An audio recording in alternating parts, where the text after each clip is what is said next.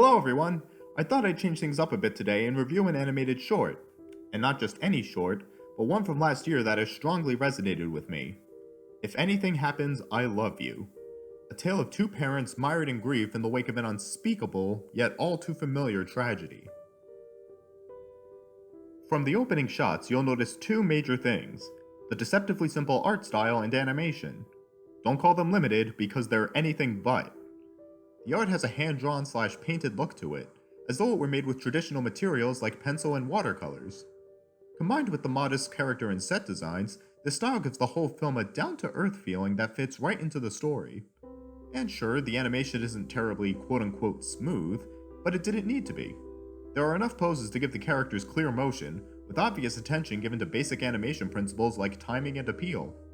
Not so few poses that it looks like the characters are just jump-cutting around, and not so many that it defies the film's style. Now, I say the characters and sets are modest in their design, but that doesn't mean they lack appeal or purpose. The parents, along with their daughter, look like average people, which I think works here. As we see in the film, they were just leading ordinary lives before the tragedy struck. Their unassuming appearance is emblematic of all the everyday folks who have fallen victim to or been left behind by the tragedy these characters experience. Of course, appearance is only a piece of the puzzle.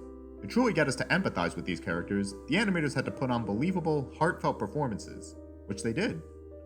Body language, expressions, and motions are all on point, exhibiting personality and strong emotions without being melodramatic. One of my favorite examples is this scene, when the mother finds a certain shirt in the laundry. Her expression is subtle, but it clearly conveys the pain she feels.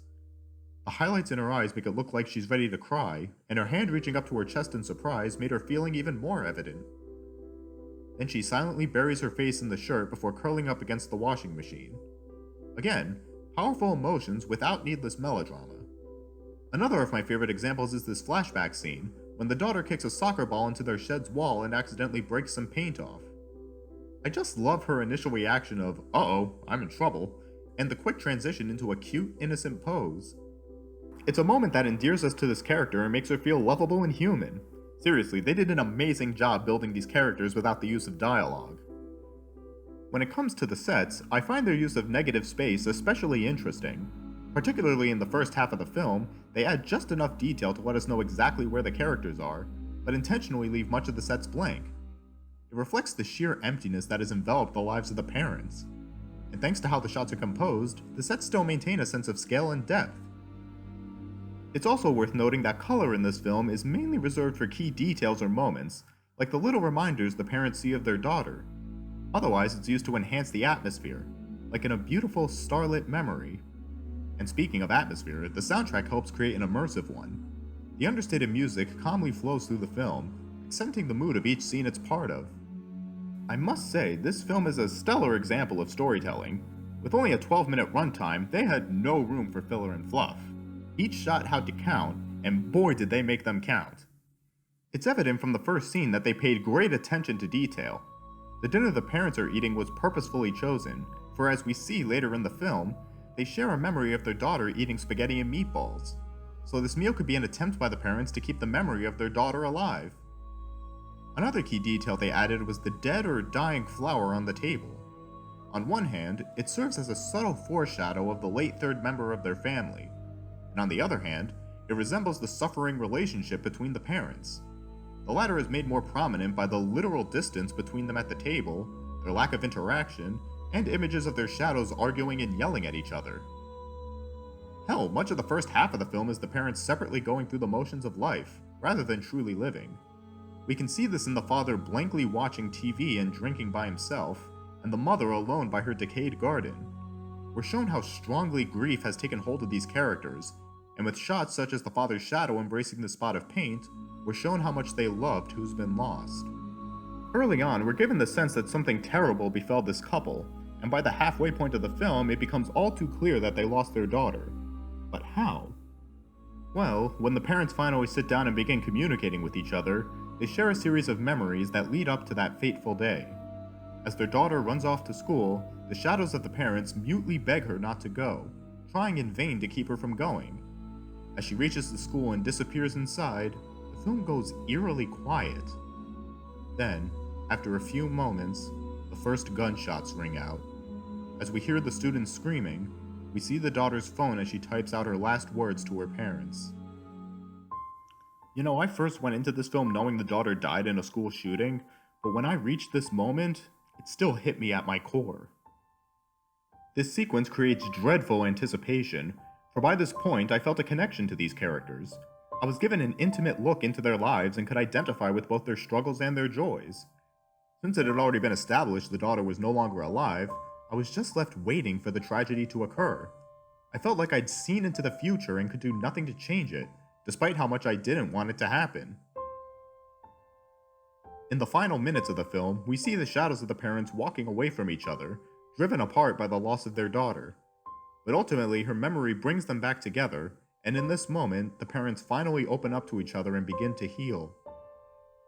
I'm fascinated by this shot of the parents standing before the moon, as the moon has an incredible variation of symbolisms attached to it. In this case, the full moon resembles a moment of illumination and transformation for the parents. Perhaps they've realized their daughter wouldn't have wanted their relationship to fall apart, or for them to continue suffering, hence why they open up and let their emotions out. Before I conclude this review, it would be remiss of me not to examine the film's messaging, which runs deeper than simply saying something like, gun violence is bad. In the wrong hands, this short could have ended up being a fear-mongering propaganda film with its focus centered on the shooting that takes place, which would have made it much less effective. Instead, the filmmakers focused on the real impact of such violence, emphasizing that gun violence victims and their families are human beings. The loss of life doesn't occur in a vacuum, it shatters the lives of those left behind. On that topic, there's a key detail in the film that made me think of a certain quote. In the shot before the shooting, we hear the ringing of a school bell. The quote that came to mind was, "For whom the bell tolls." Upon researching this quote, I found it was originally written by poet John Donne in his work Devotions Upon Emergent Occasions. What does that have to do with this film? Well, here's the quote in context. "No man is an island, entire of itself. Every man is a piece of the continent, a part of the main. If a clod be washed away by the sea, Europe is the less, as well as if a promontory were, as well as if a manor of thy friends or of thine own were.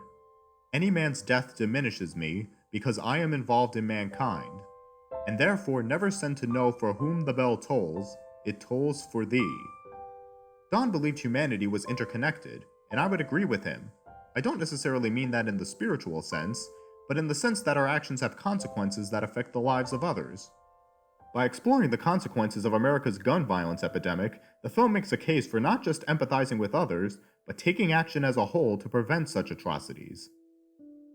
If Anything Happens I Love You is a powerful, masterfully crafted short that will live on in my mind for years to come. It was originally on the massive list of 96 qualifiers for the Best Animated Short Oscar, and ended up being the film that took home the award. Congratulations to them, they made something great. The film is available on Netflix, so if you can, absolutely give it a watch. And that concludes this episode of Animate Ball. Thanks for watching!